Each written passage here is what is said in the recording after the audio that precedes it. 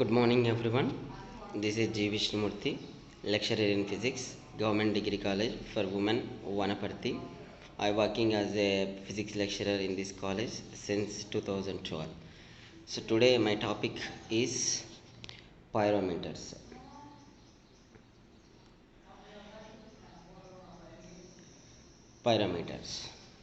Before we going to pyrometers, ముందు పైరోమీటర్ల కన్నా ముందు మనము కొన్ని విషయాల గురించి చర్చించుకుందాం. అందులో మనకు ఉష్ణము అనగా ఉష్ణోగ్రత అనగా పరిచయం ఉంది. ఉష్ణోగ్రత అనంటే ఏవేని రెండు వస్తువుల మధ్య ఉష్ణంలో ఉన్నటువంటి భేదాన్ని తెలియజేసే భౌతిక రాశినే ఉష్ణోగ్రత, టెంపరేచర్ అని చెప్పేసి పిలుస్తాం. అదేవిధంగా ఉష్ణము ఏదైనా ఒక వ్యవస్థ పనిచేయడానికి కావాల్సినటువంటి శక్తి యొక్క రూపానే ఉష్ణము అని చెప్పేసి పిలుస్తాం. ఈ ఉష్ణము అనేది మనకు వివిధ రూపాలలో లభిస్తుంది. ఎగ్జాంపుల్, చెక్కను మండించడం ద్వారా వస్తుంది ఉష్ణము, సూర్యుని నుంచి కూడా ఉష్ణం వస్తుంది, వెలిగించిన బల్బు నుంచి కూడా ఉష్ణం వస్తుంది. సో ఉష్ణం అనేది రకరకాలుగా మనకు లభిస్తాయి. అయితే ఉష్ణము అనేది ఒక పదార్థం నుంచి మరొక పదార్థానికి ప్రవహించాలి అనంటే, ఒక పదార్థంలో ఉన్నటువంటి ఉష్ణము ఇంకొక పదార్థం లోపలికి ప్రవేశించాలి అనంటే 3 రకాలైనటువంటి ప్రక్రియలు అనేటివి ఉన్నాయి. అందులో మొదటిది ఉష్ణ వహనము, రెండోది ఉష్ణ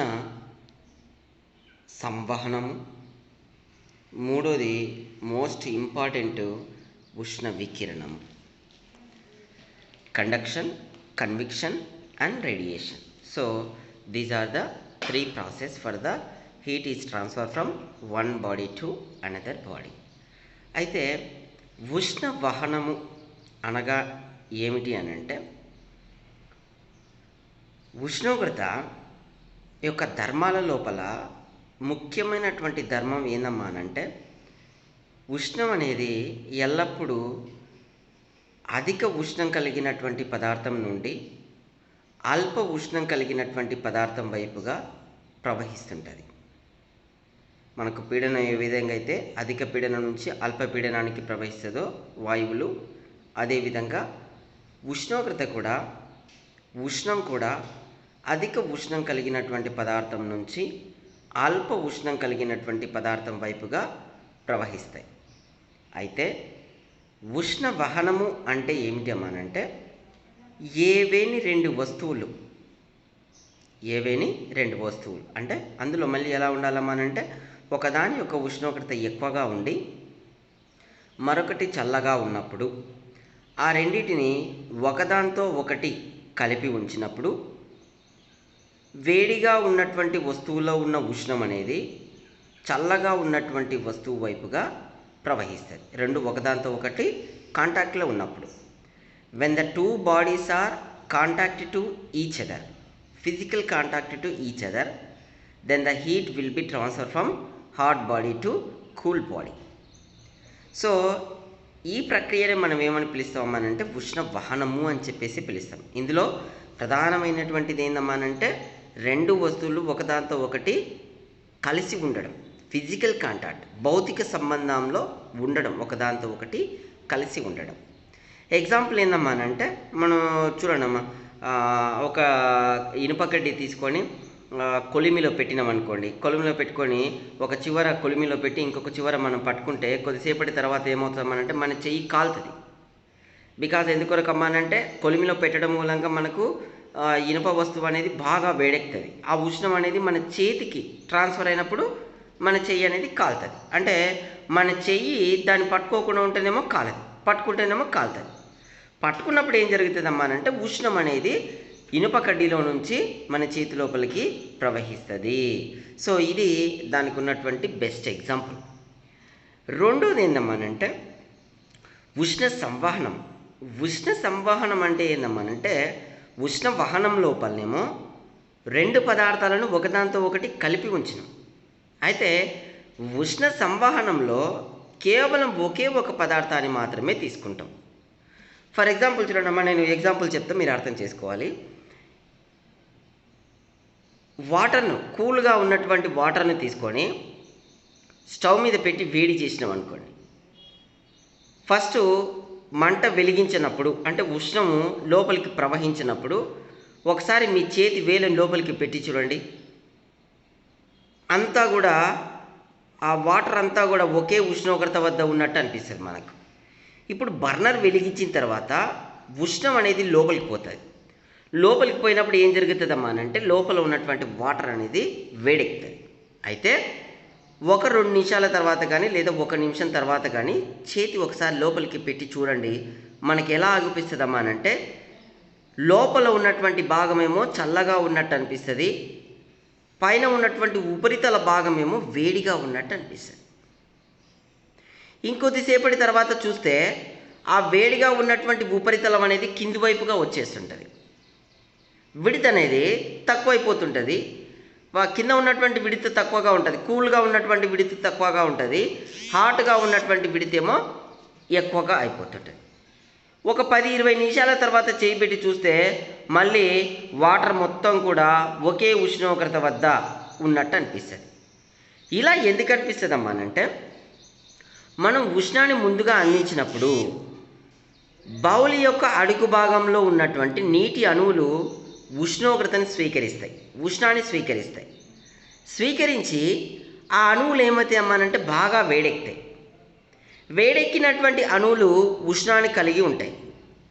వాటర్ లోపల ఒకవేళ వాటర్ మాలిక్యూల్స్ అనేటువంటి ఎనర్జీని గ్రహిస్తే అవి ఏమవుతాయి అమ్మానంటే ఉపరితలం వైపుగా ప్రయాణం చేస్తాయి అడుగు భాగంలో నుంచి.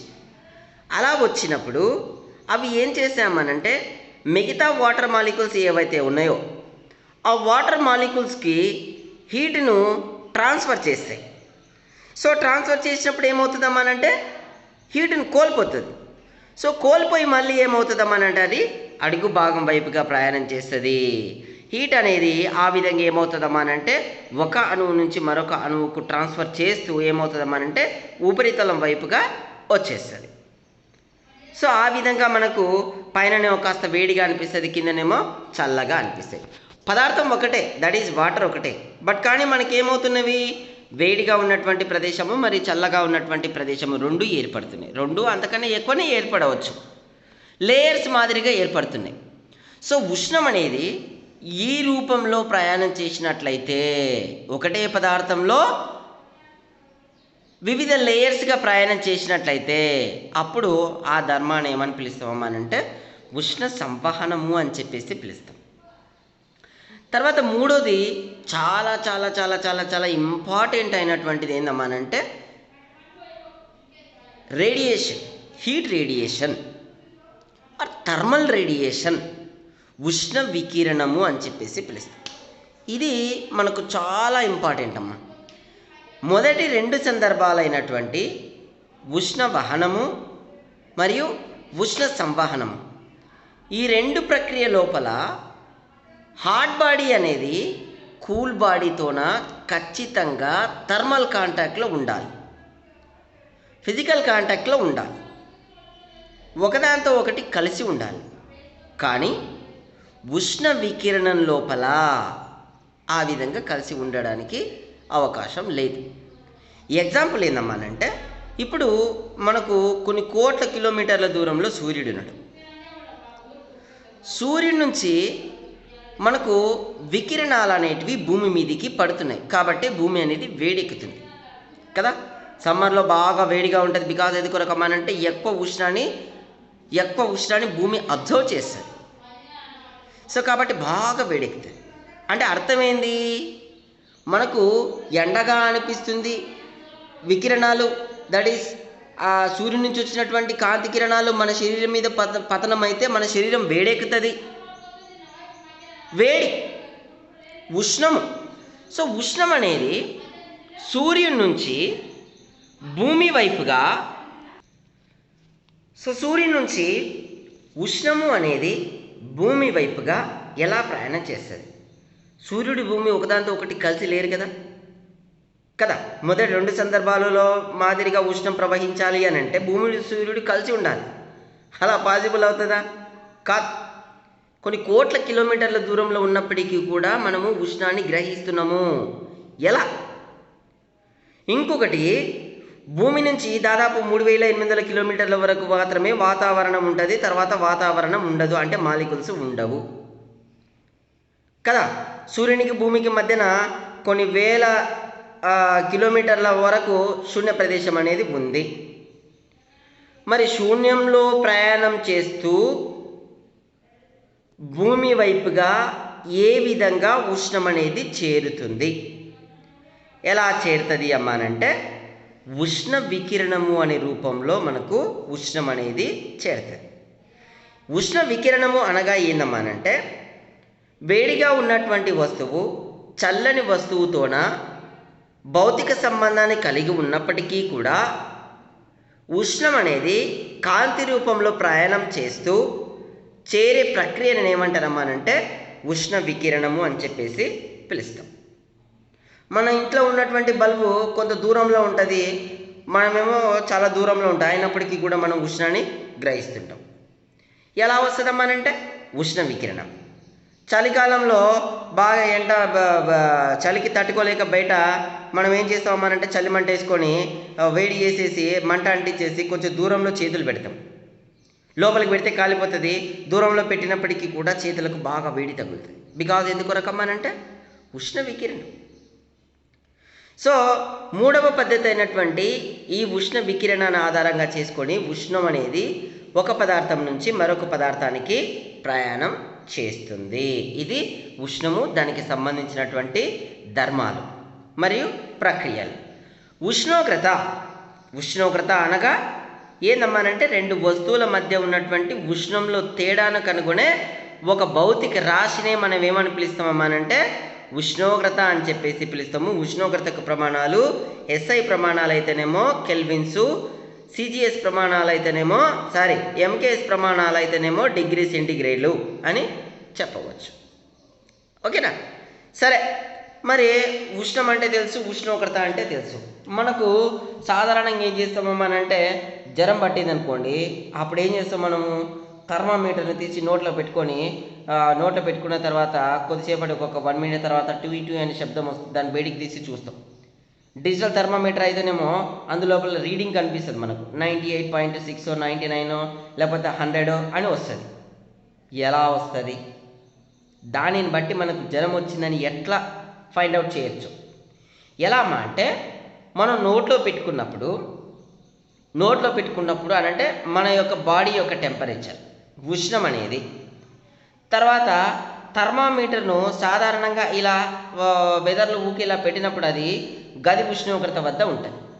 అలాంటి దాన్ని మన నోట్లో పెట్టుకున్నప్పుడు ఏమవుతుందమ్మా అంటే ఒకవేళ మన బాడీ అనేది హాట్గా ఉన్నట్లయితే, జ్వరం పట్టుకొని ఉన్నట్లయితే అప్పుడు ఏమవుతుందమ్మా అంటే మన శరీరంలో ఉన్నటువంటి ఉష్ణోగ్రత అనేది థర్మామీటర్ లోపలికి వెళ్ళిపోతుంది. హీట్ అనేది ఇక్కడ నుంచి మన బాడీలో నుంచి థర్మామీటర్ లోపలికి ట్రాన్స్ఫర్ అవుతుంది. సో ట్రాన్స్ఫర్ అయినప్పుడు ఏమవుతుంది అమ్మానంటే థర్మామీటర్ కూడా మన యొక్క బాడీ టెంపరేచర్కు చేరుకుంటుంది కదా. అప్పుడు థర్మామీటర్లో ఉన్నటువంటి రీడింగ్ ఏం చెప్తుందమ్మా అంటే నీ బాడీ అనేది ఇంత ఉష్ణోగ్రతను కలిగి ఉన్నది అని చెప్పేసి చెప్తుంది. థర్మామీటర్ కూల్గా ఉన్నటువంటి వస్తువు, మన బాడీనేమో హాట్గా ఉన్నటువంటి వస్తువు. రెండింటి మధ్యన ఉష్ణోగ్రత భేదాన్ని చూస్తుంది. ఉష్ణ భేదాన్ని చూపించేదే థర్మామీటర్. సో థర్మామీటర్ను ఉపయోగించుకొని ఉష్ణోగ్రతని క్యాలిక్యులేషన్ చేయవచ్చు మనుషులకైతే. ఒకవేళ ఇంకా వేడిగా ఉంటే థర్మామీటర్లు సాధారణంగా మనకు డిజిటల్ థర్మామీటర్లు అయితేనేమో మనం ఇంట్లో వాడేటివి 105 వరకు చూపిస్తాయి, ఫారెన్హీట్స్ వరకు చూపిస్తాయి, 105 వరకు చూపిస్తాయి, లేదా 39 డిగ్రీ సెంటిగ్రేడ్ వరకు చూపిస్తాయి. ఇంకా ఉష్ణోగ్రత పెరిగితే థర్మోకపుల్స్ యూజ్ చేస్తాం. సో థర్మోకపుల్స్ని యూజ్ చేయడం వల్ల మనం ఏం చేస్తామనంటే ఇంకాస్త ఉష్ణోగ్రతని ఎక్కువగా కొలవచ్చు.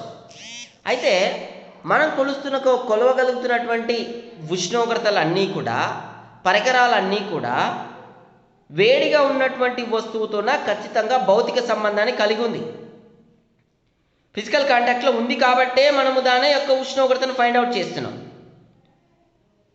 థర్మామీటర్ను మన చేతిలో ఉంచుకొని ఒక కొంత దూరంలో ఉన్నటువంటి ఒక బాడీ ఒక మనిషి యొక్క ఉష్ణోగ్రతను క్యాలిక్యులేషన్ చేయనీకి వస్తుందా? రాదు. వాడి నోట్లో పెడితే తప్ప ఉష్ణోగ్రతను క్యాలిక్యులేషన్ చేయలేం. అయితే మనకి ఎలక్ట్రికల్ గన్స్ ఉన్నాయి. ఆ గన్స్ సహాయంతోన కాస్త నుదుటికి కాస్త దూరంలో కాస్త అంటే ఒక 5 లేదా 3 సెంటీమీటర్స్ దూరంలో పెట్టినప్పుడు కూడా క్యాలిక్యులేషన్ చేయవచ్చు. బికాజ్ ఎందుకు అంటే ఉష్ణోగ్రత అంటే ఉష్ణం అనేది మనకు సర్ఫేస్ మొత్తం కూడా ఆవరించుకొని ఉంటుంది కాబట్టి. కానీ 2 మీటర్లు, 4 మీటర్లు, 5 మీటర్లు దూరంలో ఉన్నటువంటి వస్తువుల యొక్క ఉష్ణోగ్రతను ఏ విధంగా క్యాలిక్యులేషన్ చేయాలి? ఫర్ ఎగ్జాంపుల్, మన ఇంట్లో లైట్ వెలుగుతుంది. ఆ లైట్ యొక్క ఉష్ణోగ్రతను ఏ విధంగా క్యాలిక్యులేషన్ చేయాలి? అంటే థర్మామీటర్ తీసుకుపోయి బల్బు లోపల పెడతామా? పెట్టలేం కదా, సాధ్యం కాదు. నిప్పు యొక్క ఉష్ణోగ్రతను కొనుక్కోనికి సాధ్యమవుతుందా? కాదు. దాని మీద పోయి థర్మామీటర్ పెడితే ఏమవుతుంది? థర్మామీటర్ కూడా కాలిపోతుంది. మరుగుతున్నటువంటి ఇనుము దాని యొక్క ఉష్ణోగ్రతను కొనుక్కోవడానికి సాధ్యమవుతుందా? కాదు. అందులో పెడితే అది కూడా కరిగిపోతుంది, పాడైపోతుంది కదా. అంటే మనం ఇక్కడ కనుక్కున్నటువంటి ఏవైతే థర్మోకపుల్స్ కానీ థర్మామీటర్లు కానీ ఏవైతే ఉన్నాయో అవి కొంత ఉష్ణోగ్రత వరకు మాత్రమే క్యాలిక్యులేషన్ చేయగలుగుతాయి. అధిక ఉష్ణోగ్రతను క్యాలిక్యులేషన్ చేయలేవు. బికాజ్ ఎందుకు అంటే అవి థర్మల్ కాంటాక్ట్లో ఉండడానికి వీలు కాదు. ఇంకా చూడండి, మెరిసే నక్షత్రాల యొక్క ఉష్ణోగ్రతలు కానీ సూర్యుని యొక్క ఉష్ణోగ్రతను కానీ కనుక్కోవడానికి పాసిబుల్ అవుతుందా? కాదే. కానీ మనము సూర్యుని యొక్క ఉపరితల ఉష్ణోగ్రత 6000 డిగ్రీల కెల్విన్లు అని చెప్పగలుగుతున్నాం. ఎలా? ఆడికి పోయి థర్మామీటర్ అందులో పెట్టి చూసినామా? లేదు. పోనీ సూర్యుని దగ్గరికి తీసుకొని వచ్చి చూసినామా? లేదు. మరి ఎట్లా సాధ్యమైంది?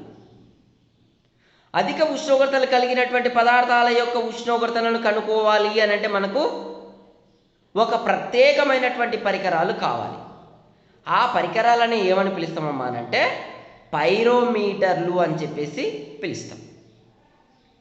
అధిక ఉష్ణోగ్రతలు కలిగి ఉన్నటువంటి భౌతిక రాశుల యొక్క ఉష్ణోగ్రతను వాటితోన థర్మల్ కాంటాక్ట్లో ఉండకుండా, అంటే అవి ఎన్ని వందల వేల కిలోమీటర్ల దూరంలో ఉన్నని అప్పటికీ కూడా వాటి యొక్క ఉష్ణోగ్రతలను కనుక్కోవడానికి నిర్మించినటువంటి ప్రత్యేకమైనటువంటి పరికరాలనే పైరోమీటర్లు అని చెప్పేసి పిలుస్తాం. ఈ పైరోమీటర్లు పనిచేయాలి అని అంటే మనకు థర్మోడైనమిక్స్లో ఉన్నటువంటి కొన్ని సిద్ధాంతాలు ఉన్నాయి. ఫర్ ఎగ్జాంపుల్, స్టీఫాన్స్ లా అని ఉంది. E is equal to sigma into T to the power of 4 లేదా E is directly proportional to T to the power of 4. That is, the energy is directly proportional to the fourth square of the absolute temperature. Is defined as the Stefan's law. మనకు ఈ పైరోమీటర్లు స్టీఫాన్స్ లా మీద కానీ లేదా Wien's displacement law lambda is equals to E is equal to lambda m into T. That is, the energy of the energy of the body is equals to maximum wavelength into absolute temperature lambda m into T కి సమానం. ఆ principle కానీ లేదా Planck radiation law, the most important law, Max Planck's radiation law, that is E lambda d lambda is equals to 8 pi h nu cube by c cube into e power of h nu by kt minus 1. So ఈ 3 ఫార్ములాలను ఆధారంగా చేసుకొని పైరోమీటర్లు పనిచేయడం జరుగుతాయి. So పైరోమీటర్ల యొక్క ముఖ్యమైనటువంటి ఉద్దేశం ఏంటంటే to find out the high temperatures of the bodies. Those are not physical contact with the equipment. Even those are not with the physical contact, but we will calculate the temperature. So those are called as the pyrometers. So here you see the construction or the figure of the pyrometer is like this. A pyrometer is a non-contacting, that is the most important thing, non-contacting. A pyrometer is a non-contacting device that intercepts and measures thermal radiation, means temperature, A process is known as the pyrometry. This device can be used to determine the temperature of an object's surface. Pyrometers is used to detect the temperature of the surface of the high temperature bodies. That process is known as the pyrometry. The word pyrometer comes from the Greek word for fire, TTUP, that is PYRO, pyro, and meter, meaning to measure. Pyrometer was originally coined, denoted a device capable of measuring temperature of objects above incandescency, that is objects bright to the human eye. అంటే మనకు మన కంటి observe చేస్తున్నటువంటి వెలుతురు కన్నా ఎక్కువ వెలుతురునిచ్చే పదార్థాల యొక్క ఉష్ణోగ్రతలను కనుక్కునే పరికరాలనే పైరోమీటర్లు అని చెప్పేసి కూడా పిలవచ్చు. ఓకేనా? You see the history of pyrometers are there.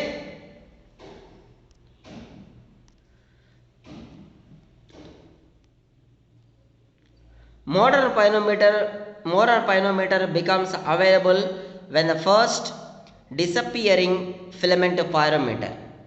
In pyrometer, the disappearing pyrometer is one of the classification that is the first discovered pyrometer.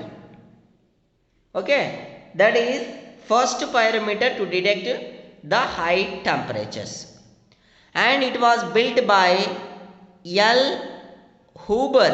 Holborn and F. Kahlbaum in 1901. Kahlbaum and Holborn, those scientists are built the first pyrometer that is called as the disappearing filament optical pyrometer. మాయమైపోయే దృశ్య పైరోమీటర్ను మొట్టమొదటిసారిగా 1901వ సంవత్సరంలో L హాల్బర్న్ మరియు F కాల్బర్న్ అనే శాస్త్రవేత్తలు ఇద్దరు కూడా కనుక్కోవడం జరిగింది. దిస్ డివైస్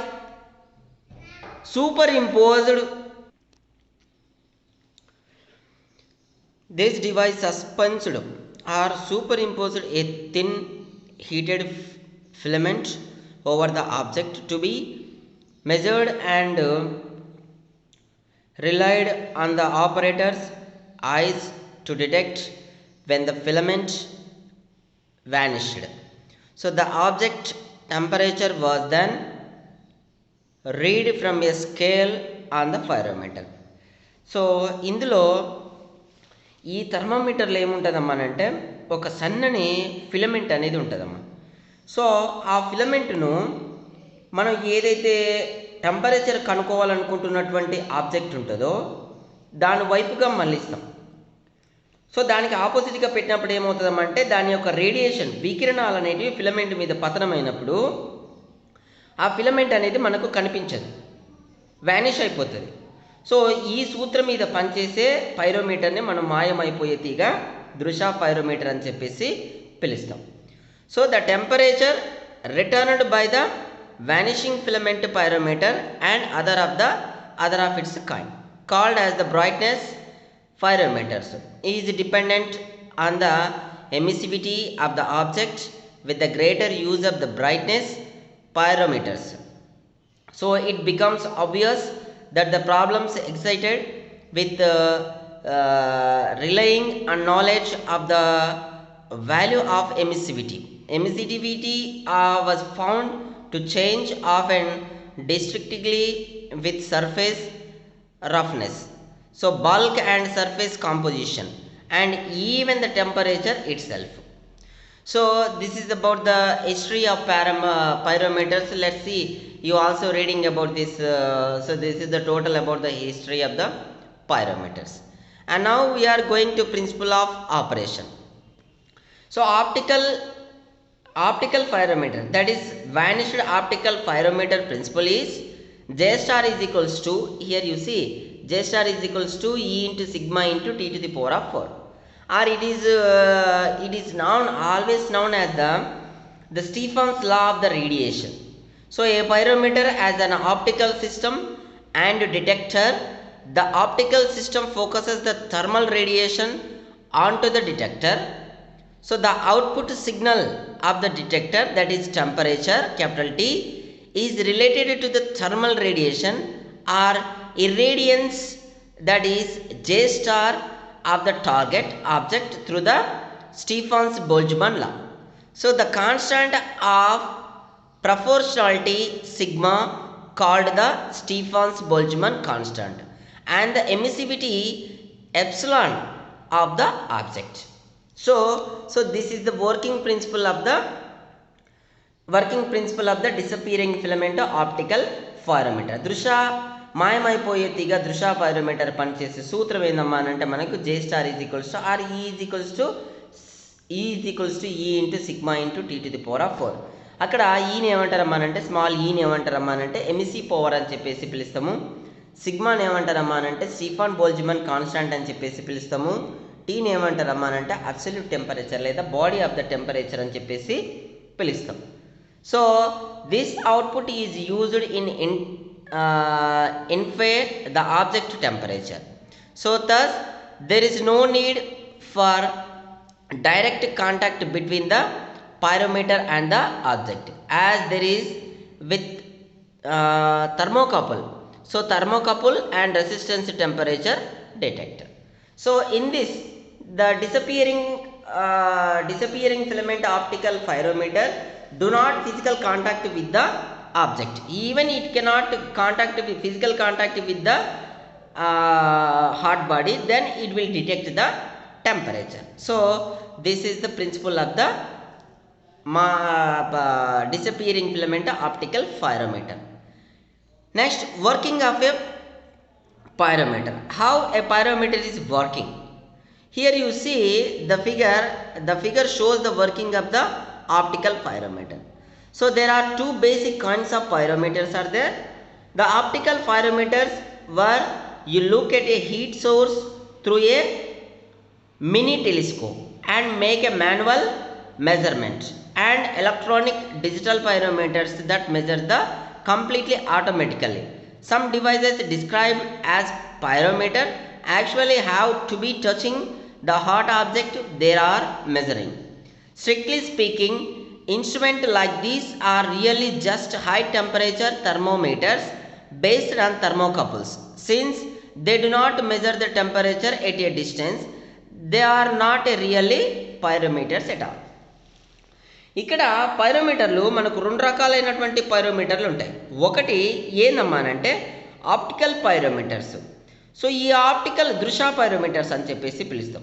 ఈ దృశ్య పైరోమీటర్ లోపల మనము హాట్ బాడీతోన ఫిజికల్ కాంటాక్ట్లో ఉండకుండా దాని వైపుగా ఒక టెలిస్కోప్ సహాయంతోన చూస్తూ మాన్యువల్గా ఏం చేస్తామమ్మానంటే పైరోమీటర్ను అడ్జస్ట్మెంట్ చేస్తూ టెంపరేచర్ని క్యాలిక్యులేషన్ చేస్తాం. కానీ ఈ డిజిటల్ థర్మోమీటర్లు ఏవైతే ఉన్నాయో, డిజిటల్ పైరోమీటర్లు ఏవైతే ఉన్నాయో అవి మాన్యువల్గా క్యాలిక్యులేషన్ చేయవు. ఆటోమేటిక్గా ఆ బాడీ వైపుకి చూపించాల్సిన లేదు, వాటినంటే అవి టెంపరేచర్ క్యాలిక్యులేషన్ చేసి మనకు ఇచ్చేస్తాయి. సో కానీ అలాంటి పైరోమీటర్లు ఏవైతే ఉన్నాయో అవి ఖచ్చితంగా ఫిజికల్ కాంటాక్ట్లో ఉండవలసిందే. అట్లీస్ట్ కొంత డిస్టెన్స్ ఉన్నప్పటికీ పర్లేదు, కానీ ఎక్కువ డిస్టెన్స్లో తీసుకున్నప్పుడు మాత్రం అవి పని చేయకుండా పోతాయి. సో వాటిని మనము పరిపూర్ణమైనటువంటి పైరోమీటర్లుగా మనము పిలువము. A pyrometer can detect the temperature even there is no physical contact, there is no nearer of the hot body. So that is the main difference between the original pyrometers to digital pyrometers. So this is about the working of the pyrometers. And next working, here also working is there. Pyrometer of a radiation thermometer is a non-contact instrument that detects an object surface temperature by measuring the temperature of the electromagnetic radiation that is called as infrared or visible emitted from the object.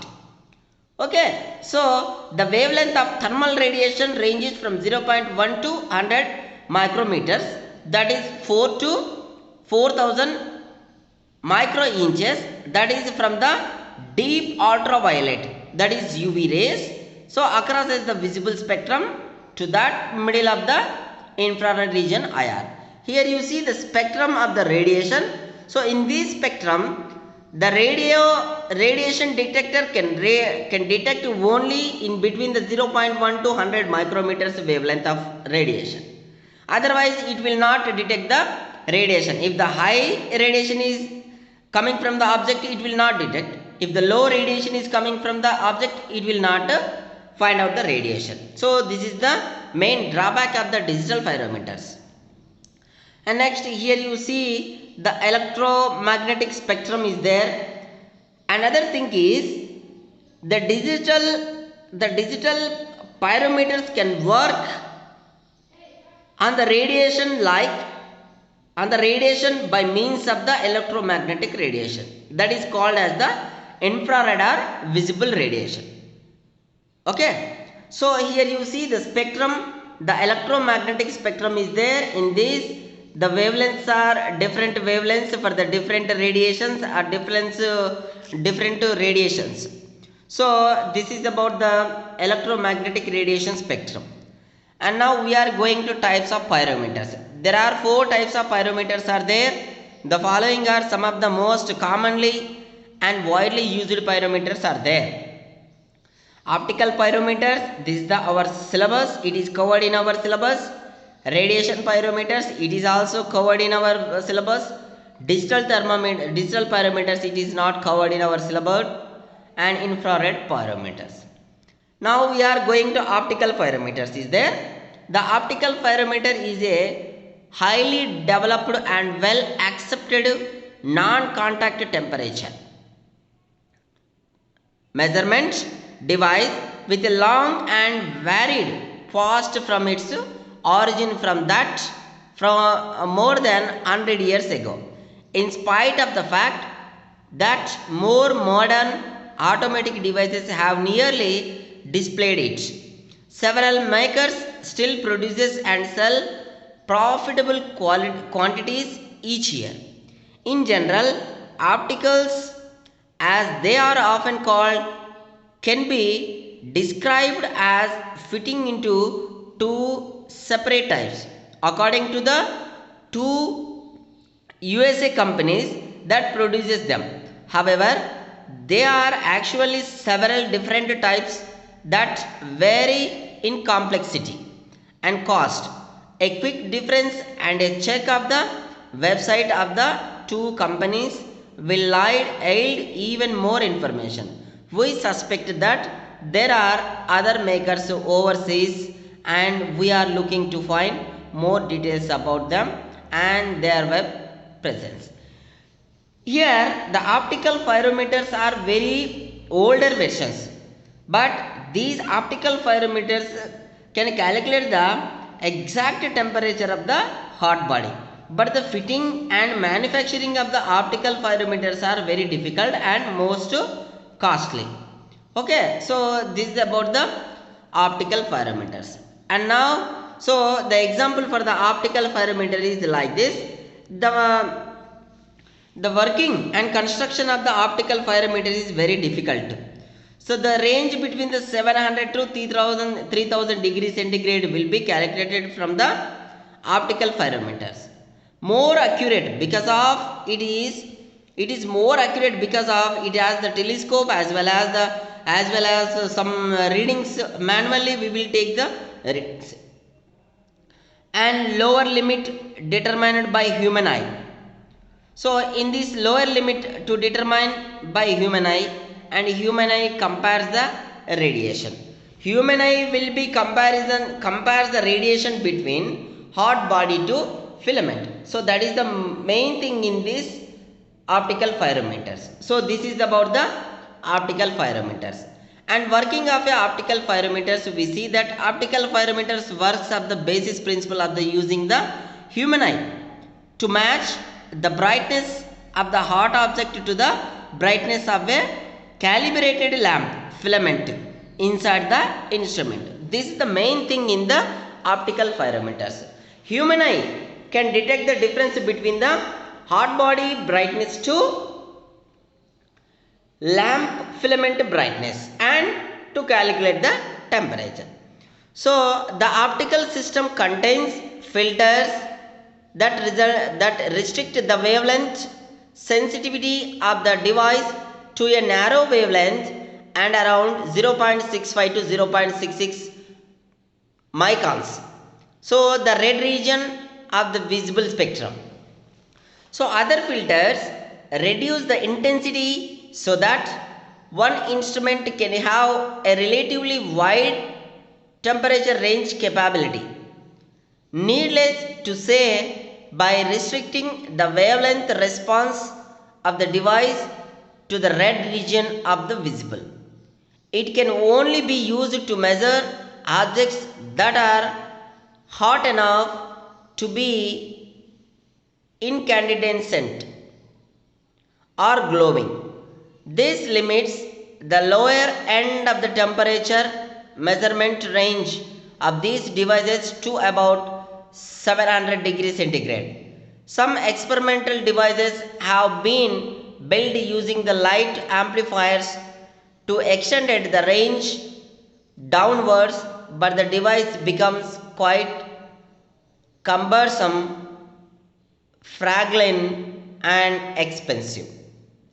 Modern radiation thermometers provide the capability to measure with and below the range of the optical pyrometer with equal or better measurement precision plus faster time response, precious emissivity correction capability, better calibration, stability, enhanced and ruggedness and relativity modest cost. So this is about the working of an optical pyrometer. And now here you see the optical pyrometer construction is there.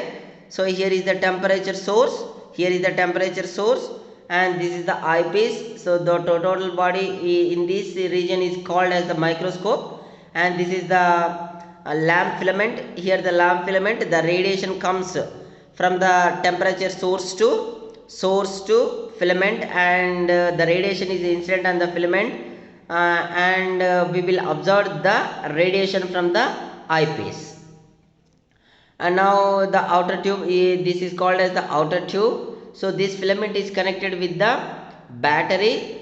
After some time we will apply some current to the filament, then filament will be radiated. Okay, so we observed in the initial state the radiation of the temperature source is higher than that of the filament radiation. That's why the filament appeared look like as black color in red background. Okay, after some time the filament radiation is equal to the temperature source radiation. So that's why the blocked filament will be disappeared. So when the filament is disappeared, then we will stop the experiment and to calculate the temperature accordingly. That is temperature T is equals to AT plus BT square plus A plus BT plus CT square. From this principle we will calculate the temperature. Here you see the figure A shows as filament dark color than temperature source. Filament figure B, it shows as filament bright hotter than the temperature source. Then there is no filament, that is filament disappears, equal brightness of the filament and temperature source. And now the advantages of the optical pyrometer is flexible, portable, continuity, lightweight, can monitor movable objects, non-contact type, and accurate. So these are the main important advantages of the optical pyrometers. Next, disadvantages is also there, that is expensive, human errors, because of we will measure the radiation between filament to hot body. That's why sometimes when our eye is not perfect, then the errors will be occurred, and not useful for measuring temperature of clear gases. Next, at high temperature filament errors frequently. And next Next, the radiation pyrometer is there. So this is the radiation pyrometer, and the thermocouple is also called as the radiation pyrometer. And the thermocouples larger output and lower response time, adaptable for industrial applications. So this is the thermocouple. So this will be calculate the high temperatures of the hot bodies. And now the bolometer.